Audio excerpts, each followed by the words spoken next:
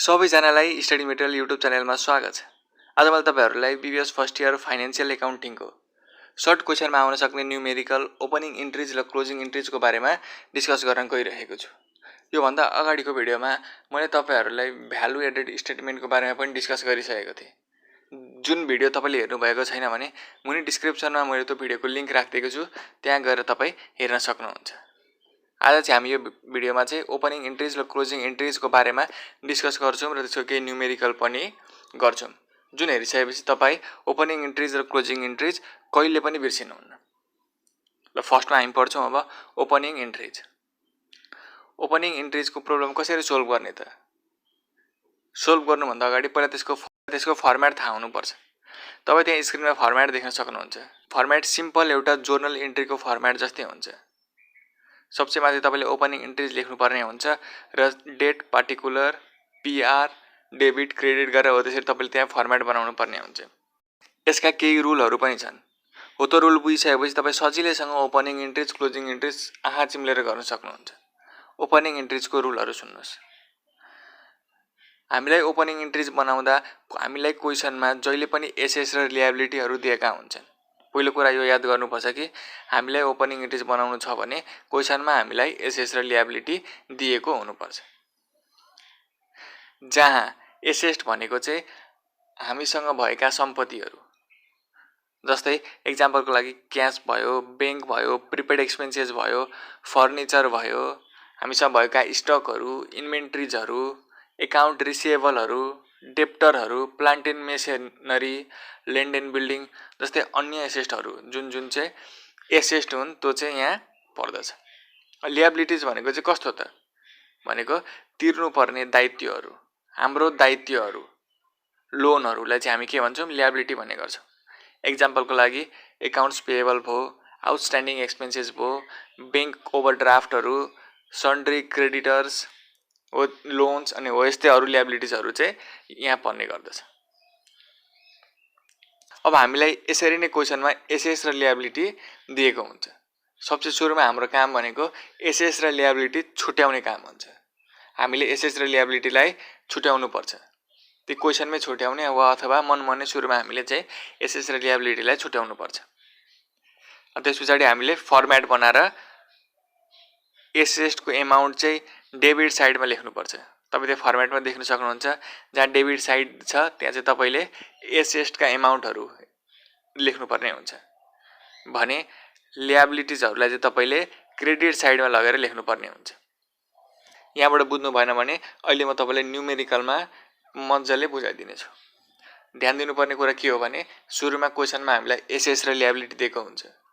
त्यसपछि मनमनै एसेस र लिएबिलिटी छुट्याउने, फर्म्याट बनाउने, ओपनिङ इन्ट्रिजको फर्म्याट बनाइसक्ने, त्यसपछि एसेटको नामहरु लेख्ने। जस्तै त्यहाँ पार्टिकुलर छ तपाईले के लेख्नु पर्यो भने क्याश लेख्नु पर्यो। क्याश एकाउन्ट डेबिट लेख्ने अनि डेबिटमा लगेर एमाउन्ट लेख्ने। एसेटको चाहिँ डेबिटमा लगेर एमाउन्ट लेख्ने।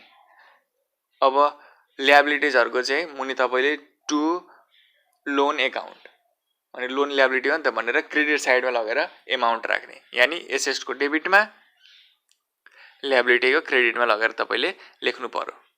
हामीलाई थाहा भएकै कुरा हो जहिले पनि एसेस र लिएबिलिटी बराबर हुनुपर्ने हुन्छ। त्यही भएर अब त्यहाँ तपाईहरुले डेबिट र क्रेडिट साइड जहिले पनि बराबर बनाउनै पर्यो। कहिलेकाहीँ बराबर नआइदिन पनि सक्छ। अब बराबर आइदैन भने त हामीले त्यहाँ एमाउन्ट थपेर भए पनि बराबर पार्नुपर्ने हुन्छ। यदि तपाईको डेबिटमा एमाउन्ट पुगेन र त्यहाँ थप्नु पर्यो भने तपाईले त्यहाँ थप्दाखेरि गुडविल एकाउन्ट डेबिट टु भनेर थप्नुपर्ने हुन्छ एमाउन्ट अनि बराबर पार्नुपर्ने हुन्छ। यदि क्रेडिट साइडमा चाहिँ तपाईको एमाउन्ट पुगेन र त्यहाँ थप्नु पर्यो भने तपाईले टु क्यापिटल रिजर्भ एकाउन्ट लेखेर चाहिँ त्यहाँ थप्नुपर्ने हुन्छ। हो त्यसरी तपाईले दुईटैलाई बराबर पारिसकेपछि तपाईको ओपनिङ इन्ट्रिज तयार हुन्छ। यानी ओपनिङ इन्ट्रिज गर्न निकै नै सजिलो छ। ल अब त्यसको केही एक्जाम्पलहरु पनि हेरौं। अब यति बुझिसकेपछि हामीले एक्जाम्पल हेर्यौं भने त झन् मजाले ओपनिङ इन्ट्रिज बनाउन सक्छौं। सबसे सुरुमा ध्यान दिनुपर्ने कुरा के हुन्छ भने हामीलाई ओपनिङ इन्ट्रिज बनाउन दिएको छ भने हामीले एसेस र लिएबिलिटी बाहेक अरु केही पनि हेर्नु पर्दैन। त्यही भएर क्वेशनले हामीलाई एसेस र लिएबिलिटीजकै इन्ट्रीहरू दिएको हुनु पर्यो। अब तपाईँ यहाँ क्वेसनमा देख्न सक्नुहुन्छ हामीलाई एसेस र ल्याबिलिटी नै दिएको छ। यहाँ हामीलाई cash in hand, furniture, account receivable, outstanding expenses, cash at bank, account payable, stock of good, prepaid expenses भनेर यति भनेर एमाउन्ट दिएको छ। अब सबसे सुरुमा हाम्रो काम भनेको यहाँ मध्ये एसेस र ल्याबिलिटी कुन कुन हो त त्यसलाई सुरुमा छुट्याउने हो। त्यो छुट्याइसकेपछि अब त्यसलाई लगेर इन्ट्री मात्रै गर्न बाँकी रहन्छ।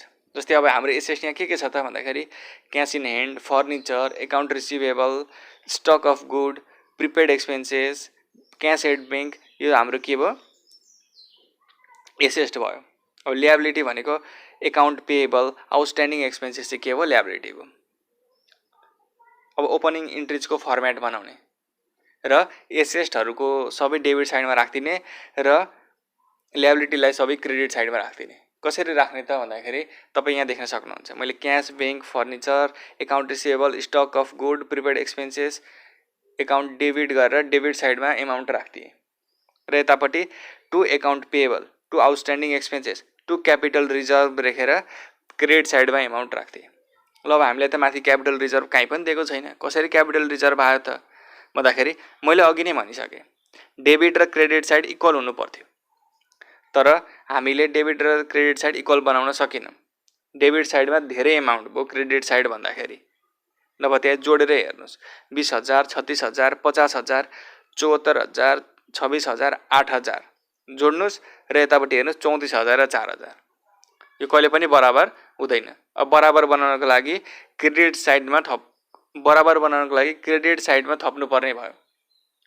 अब यदि क्रेडिट साइडमा कम भयो र त्यहाँ थप्नु पर्यो भने मैले अघि नै भनिसकेँ तपाईँले क्यापिटल रिजर्भ एकाउन्ट खोल्नुपर्ने हुन्छ। माथि डेबिट साइडमा कम भएको भए चाहिँ हामीले गुडविल एकाउन्ट खोल्नु पर्थ्यो। यता क्रेडिट साइडमा कम भएकोले हामीले क्यापिटल रिजर्भ एकाउन्ट खोल्यौँ।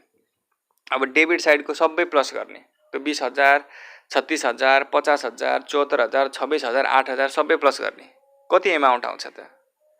त्यो amount minus account payable, outstanding expenses यानि क्यापिटल रिजर्भ बाहेक अरू एमाउन्ट घटाउने।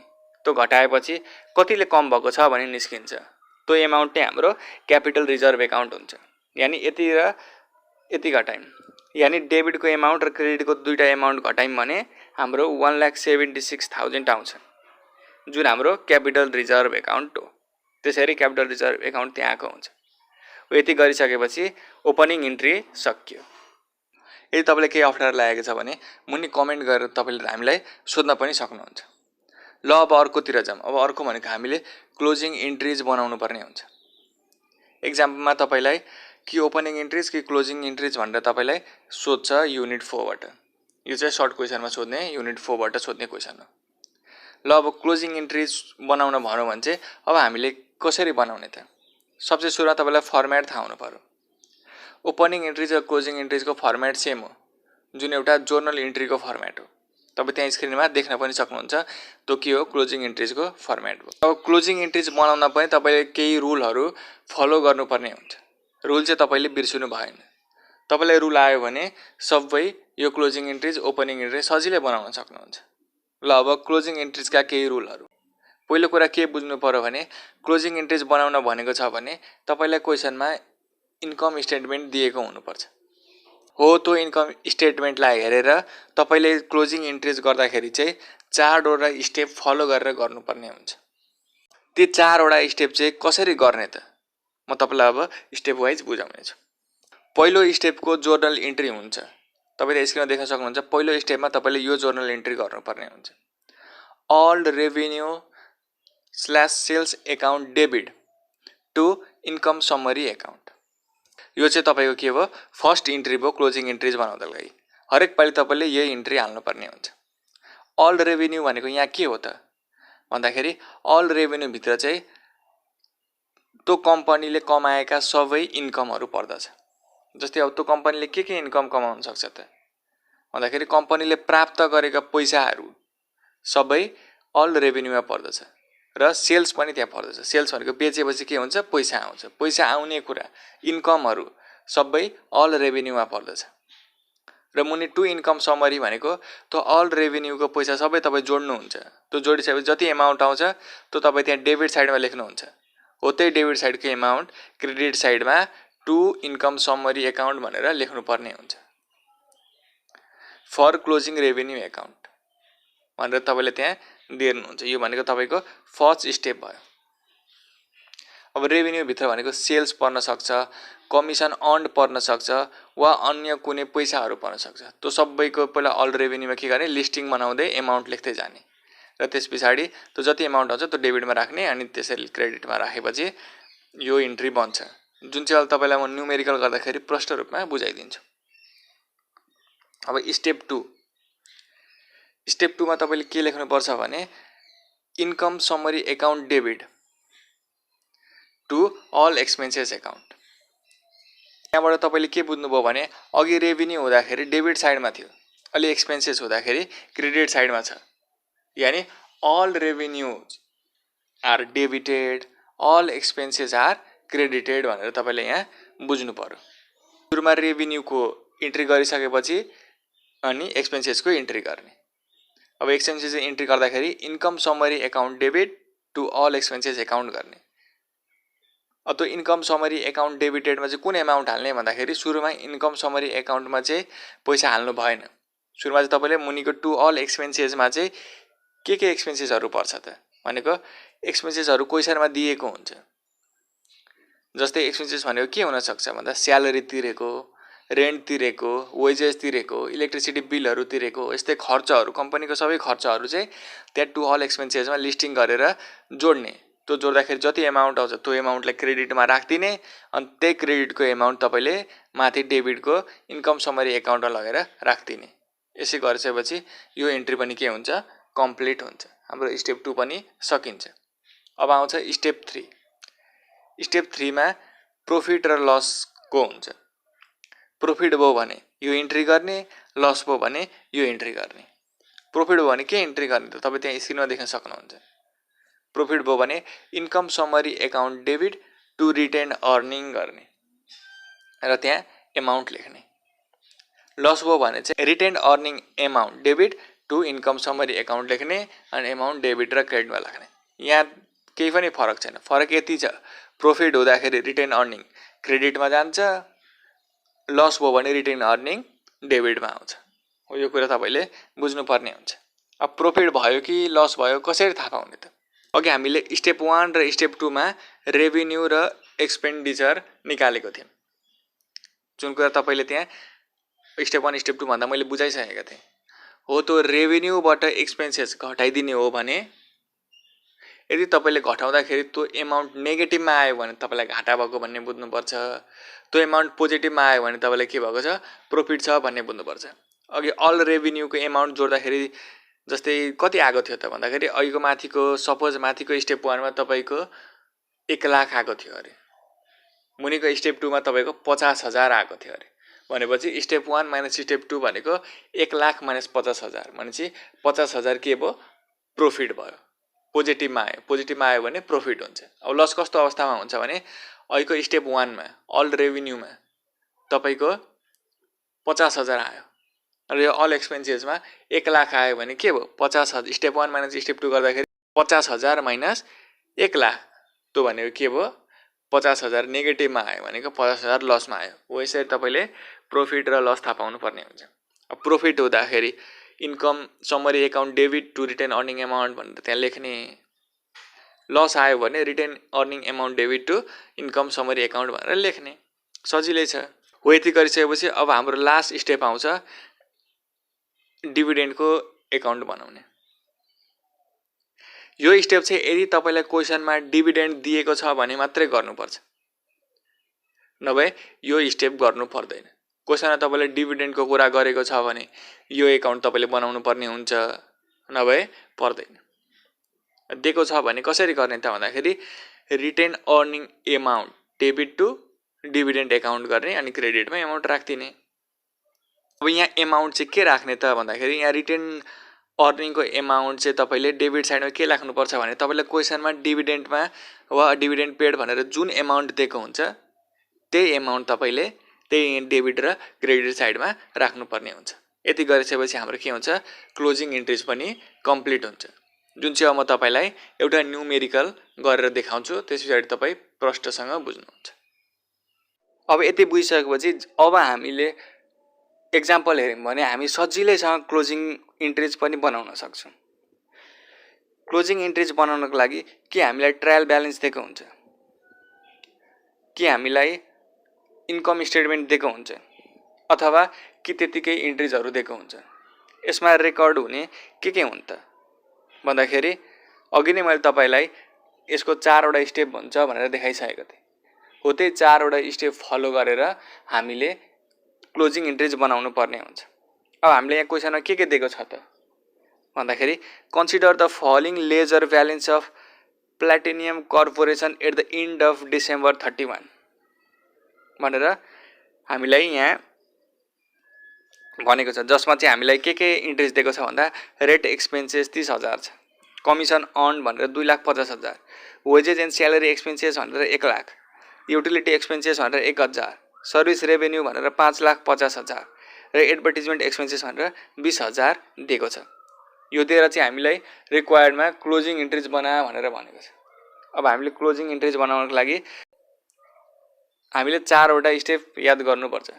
त्यो 4वटा स्टेप मैले अघि नै भनिसकेको छु, त्यहाँ हेर्न सक्नुहुन्छ। हाम्रो सबसे सुरुमा के थियो भने इन्ट्री के थियो भने revenue account debit to income summary account थियो। अब सबसे सुरुमा हामीले रेभिन्यू पत्ता लाग्नु पर्ने भयो यहाँ। अब हाम्रो क्वेसनमा हेर्दाखेरि हामीले रेभिन्यू के हो त, रेभिन्यू भनेको हामीले पाएको पैसा, इन्कमलाई चाहिँ हामी रेभिन्यू भन्छौँ। त्यहाँ हामी देख्न सक्छौँ हामीले कमिसन अर्न गरेको छौँ। कमिसन अर्न मिन्स हामीले कमिसन पाएको छौँ भनेपछि के भएको छ, पैसा आएको छ भनेपछि के भएको छ, इन्कम भएको छ, इन्कम नै रेभिन्यू हो। अब अर्को रेभिन्यू के छ भने सर्भिस रेभिन्यू भनेर त्यहाँ दिएको छ। त्यो बाहेक अरू सबैमा त्यहाँ के लेखेको छ, एक्सपेन्सेस लेखेको छ। अरू सब के हो, हाम्रो त्यहाँको एक्सपेन्सेस हो। भनेपछि यहाँ रेभिन्यू, कमिसन अर्न र सर्भिस रेभिन्यू मात्रै छ। त्यही भएर अब त्यहाँ हामीले के लेख्छौँ, रेभिन्यूको ठाउँमा service revenue account debit, commission earn account debit भनेर डेबिट साइडमा इन्कम राख्छौँ। अब त दुईवटा जोड्दा कति हुन्छ त भन्दा 5,50,000 र 2,50,000 जोड्दा 8 लाख रुपियाँ हुन्छ। हो त्यही 8 लाख चाहिँ हामी यहाँ टु इन्कम समरी एकाउन्ट भनेर 8 लाख रुपियाँ राख्छौँ। यो चाहिँ हाम्रो के भयो, रेभिन्यू एकाउन्ट क्लोज गरेको हो। क्लोजिङ इन्ट्री हो नि त, यहाँ रेभिन्यू एकाउन्ट के भयो, क्लोज भयो। त्यही भएर हामी यहाँ लेख्छौँ फर क्लोजिङ रेभिन्यू एकाउन्ट। यसरी हाम्रो फर्स्ट स्टेप सकिन्छ।